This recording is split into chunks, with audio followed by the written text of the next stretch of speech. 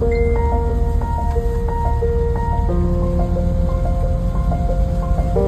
nandito nga kami ngayon sa bayan ng Pamplona, dito sa probinsya ng Camarines Sur, at nakikita nga po natin na ilang araw na pong stranded itong mga truck na to mula nung tumama ang bagyong Christine dito sa Bicol region. So kaya po na-stranded to dahil nananatili pa rin pong baha ang Naga City at ang bayan po ng Milaor sa Camarines Sur. Actually, sa Quezon Province po ay nagbi-build up na po yung traffic. So hopefully, kami po sa Ironman Foundation ay makalusot po at mag-subside na yung water dito sa Milaor papunta po sa Naga City. So nandito nga kami ngayon sa bayan ng Minalabak at nakikita namin na baha pa rin. Ayun.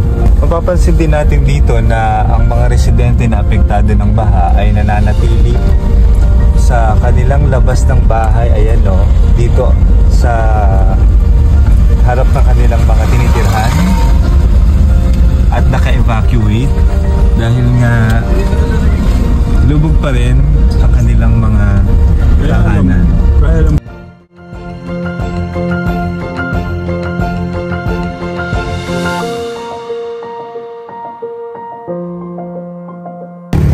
Imagine, wala na yung bagyo at maganda na yung panahon. Itong nakikita natin dito ay palayan pala ito, nagmistulan ng dagat. Ayon nga sa mga residente dito, hanggang baywang pa ang baha at hindi maaari pa rin makalusong yung mga light vehicle, kaya hindi pa rin ma-penetrate ng mga nagnanais pumunta ng Naga City kung ikaw ay manggagaling ng Metro Manila.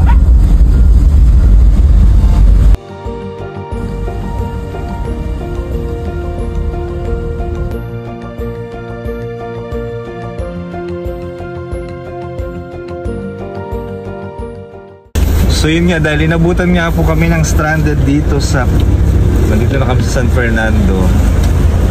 So kain pa ka lang kami dito mismo sa sasakyan.